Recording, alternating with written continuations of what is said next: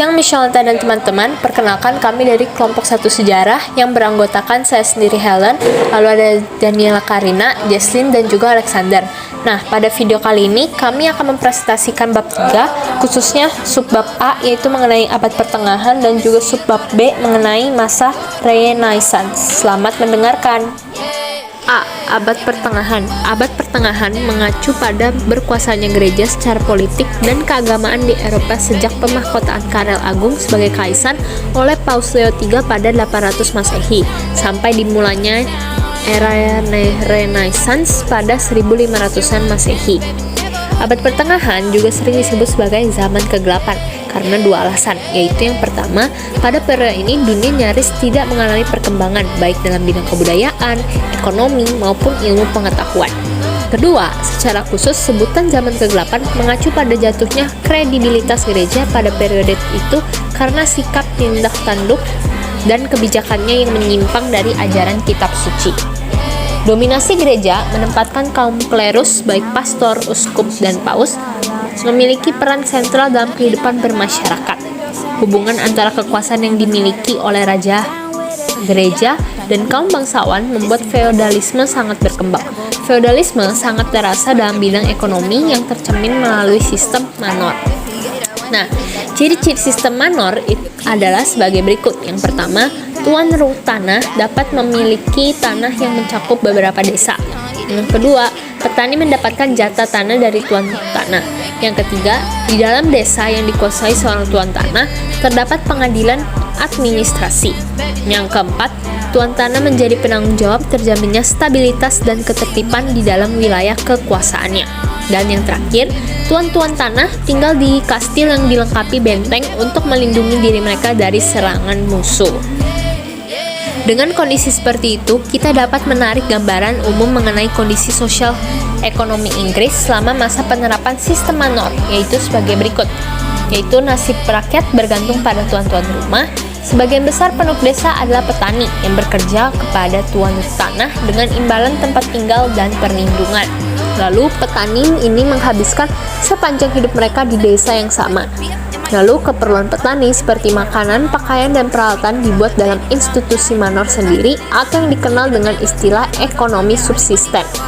Dan yang terakhir, tidak ada hubungan dagang dengan dunia luar. Perdagangan dilakukan di antara sesama rumah tangga dalam suatu wilayah manor dengan barter. B. Masa Renaissance. Renaissance dalam bahasa Perancis yaitu Renaissance, berarti kelahiran kembali. Dalam pengertian yang luas, Renaissance adalah sebuah periode dalam sejarah Eropa yang ditandai dengan gerakan melahirkan atau menghidupkan kembali peradaban barat yang mati suri, yaitu kebudayaan Yunani kuno dan Romawi kuno. Kedua kebudayaan tersebut dianggap oleh kaum humanis sebagai puncak peradaban Eropa karena kemajuan seni dan ilmu pengetahuannya. Kemajuan tersebut didapat karena manusia mengembangkan potensi rasio akan pengetahuan. Kaum humanis adalah orang-orang yang menjalankan paham humanisme.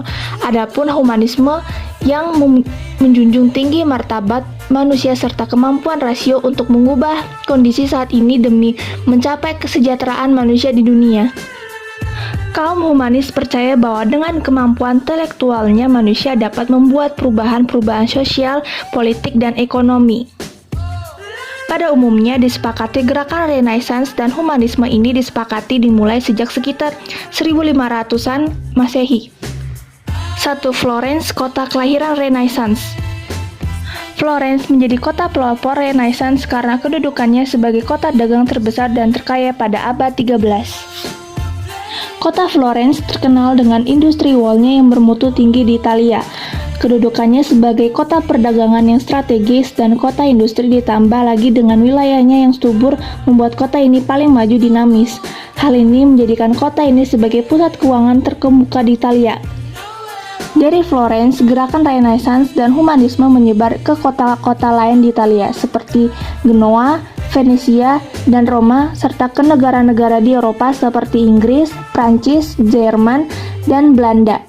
2. Faktor-faktor lahirnya gerakan Renaissance. A. Munculnya banyak kelas menengah baru. Kemajuan ekonomi dan tumbuhnya kelas menengah baru di kota-kota seperti Florence, Genoa, dan Venesia sangat memengaruhi minat orang untuk mempelajari kembali ilmu pengetahuan yang dikembangkan Yunani kuno dan Romawi. Munculnya kelas menengah baru serta kota-kota dagang yang makmur berhasil mengubah cara pandang orang terhadap kehidupan di dunia. B. Adanya dukungan penguasa dan bangsawan yang progresif.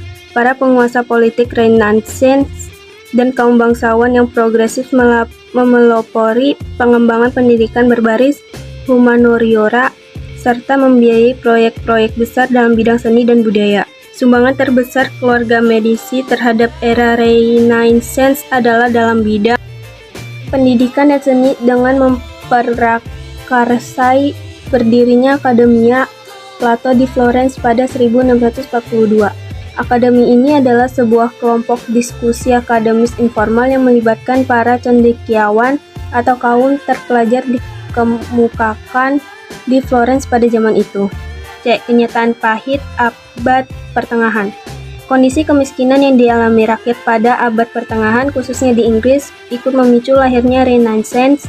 Kondisi tersebut membuat orang kemudian mempertanyakan ulang hakikat, tujuan hidup, serta institusi yang sebelumnya menuntun arah hidup mereka. D. Jatuhnya Konstantinopel. Pada tahun 1453, Konstantinopel jatuh ke tangan dinasti Ottoman. Hal ini memberikan dorongan tidak langsung bagi lahirnya Renaissance. Banyak cendekiawan yang alih dalam kebudayaan Yunani dan Romawi yang bekerja di perpustakaan-perpustakaan di Konstantinopel menyingkir ke Eropa. Mereka membawa banyak buku sastra, hukum, dan seni di tempat yang dituju. Mereka mengajar bahasa Yunani dan Latin, karya-karya sastra, serta hukum. C. Penemuan mesin cetak. Pada 1454, Gutenberg di Mainz atau Jerman menemukan mesin cetak. Hal ini mempercepat dan memperluas gagasan-gagasan yang kemudian melahirkan revolusi berpikir Renaissance dan humanisme. Saya Alexander dan sekarang saya akan menjelaskan mengenai dampak Renaissance dalam berbagai bidang. Yang pertama yaitu sosial budaya. Semangat Renaissance dan humanisme, terutama sikap positif terhadap dunia serta penekanannya pada otonomi dan kebebasan individu, menjadi fondasi bagi lahirnya sekularisme di Eropa. Sekularisme adalah ideologi atau gerakan yang mendorong dihapusnya agama dari ruang publik.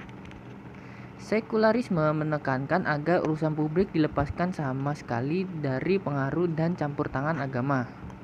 Urusan agama dianggap sebagai urusan pribadi masing-masing individu. Kedua, ada ekonomi politik.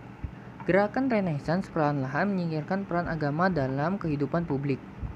Sebagai ganti agama, masyarakat masa Renaissance memperkuat fungsi dan peran negara. Negara diyakini menjadi sarana yang tepat untuk mewujudkan kesejahteraan. Sebelumnya, negara berada di bawah pengaruh dan kekuasaan gereja. Raja-raja bekerja sama dengan para usahawan, swasta, dan pedagang untuk mengembangkan perekonomian negara. Raja melindungi para pedagang dalam seluruh aktivitas ekonominya. Sedangkan para pedagang menyumbang kemajuan negara melalui pajak.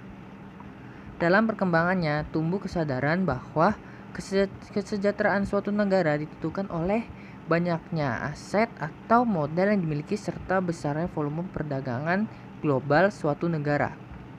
Pandangan ini kelak disebut merkantilisme. Sekian, terima kasih.